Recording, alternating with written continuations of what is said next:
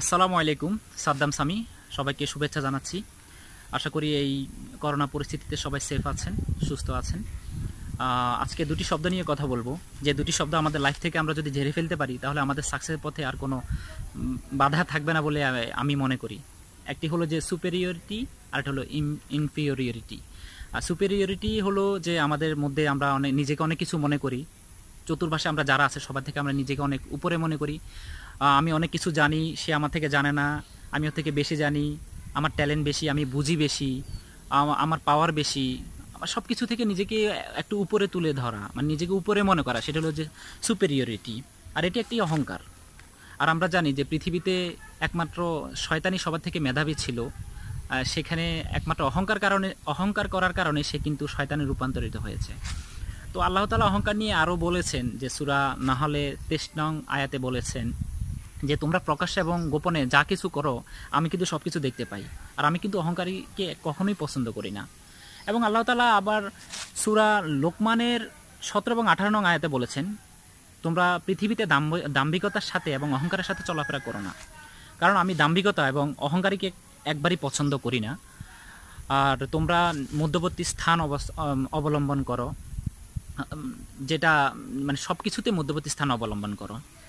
তো এই বিষয়গুলো আমরা যদি ঝেড়ে ফেলতে পারি, যে অহংকারটা, মানে এটার একটা কিন্তু ভালো দিক আছে যে আপনি অহংকারটা কীভাবে দূর করবেন। সেটা হলো যে আপনি যদি মনে করেন যে অন্য 10 জন মানুষ যেমন আমিও তেমন, অন্য 10 জন মানুষ রক্তে মাংস গড়া, আমিও সেরকম রক্তে মাংসে গড়া, এবং সবাই যে সবার মা বাবা থেকে জন্ম নিয়েছে, আমিও মা বাবা থেকে জন্ম নিয়েছি। তো এরকম সবাইকে মনে করলে তখনই আপনার মধ্যে থেকে যে অহংকারিতা আপনি চলে যাবে বলে আমি আশা করি এবং মনে করি। আর দ্বিতীয়টি হলো যে ইনফিরিয়রিটি।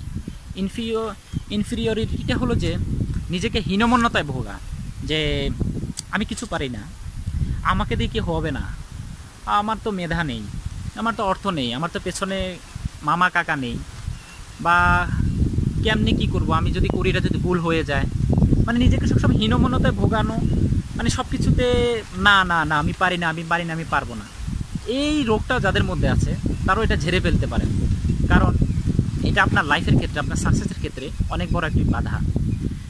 কারণ আপনি এখনই এটি ঝেড়ে ফেলার খুবই দরকার। যদি আপনি মনে করেন যে আপনি ঘুরে দাঁড়াবেন, আপনাকে ঘুরে দাঁড়ানো উচিত, আপনি স্বাবলম্বী হবেন বা আপনি সফলতার জন্য আপনি প্রস্তুত, তাহলে আপনার এই যে ইনফিরিয়রিটি বা হীনমন্যতাটা আপনাকে ঝেড়ে ফেলতে হবে। আর এটা ঝেড়ে ফেলার জন্য আসলে সবচেয়ে সহজ দিক হলো যে আপনি নিজের ভিতরে কনফিডেন্স তৈরি করতে পারেন, যে অন্য 10 জন পারলে আমি পারবো না কেন। যে সাকসেস হয়েছে সেও তো মানুষ, সে তো অন্য কিছু না, সে তো রক্তে মাংসে গড়াই মানুষ, সে পারলে আমি পারবো না কেন। তার সব কিছু আছে, আমারও তো সব কিছু আছে। আমার তার যে হাত পা দুটো দুটো করে আছে, বা তার মাথা একটা, সব কিছু, মানে এরকম যদি আপনি বিচার করেন যে সব কিছু থাকা সত্ত্বেও সে আমার থেকে পারে, আমি পারবো না কেন, আমিও পারবো। তো সেই রকম একটা কনফিডেন্স আপনার ভিতর আপনি গ্রো করেন, তাহলে আপনার ভিতর থেকে এই বিষয়টা চলে যাবে। তো এই দুটি শব্দই আমাদের লাইফের জন্য খুব গুরুত্বপূর্ণ।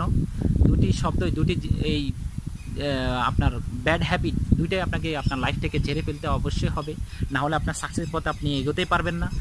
আপনার সাকসেস পথে আপনি নিজে বাধা দিয়ে রাখছেন, অন্য কেউ বাধা না। আপনি নিজে মনে করে দেখেন এই দুইটাই আপনার সবচেয়ে বড় বাধা। আর আপনি যদি আপনার পথের কাঁটা হয়ে যদি আপনি নিজেই থাকেন, তাহলে তো এই কাঁটা সরানোর অন্য কারো দায় পড়ে নাই। তো সো আপনার পথের কাঁটা আপনাকে আগে দূর করতে হবে, দূর করে আপনি এগিয়ে যান। অবশ্যই আশা করি এই দুটি জিনিস আপনি কোরআন হাদিসের আলোকে যদি মেনে চলেন, তাহলে আপনি দ্রুত ছাড়তে পারবেন বলে আমার মনে হয়। তো সবাইকে শুভেচ্ছা, আবারও ধন্যবাদ।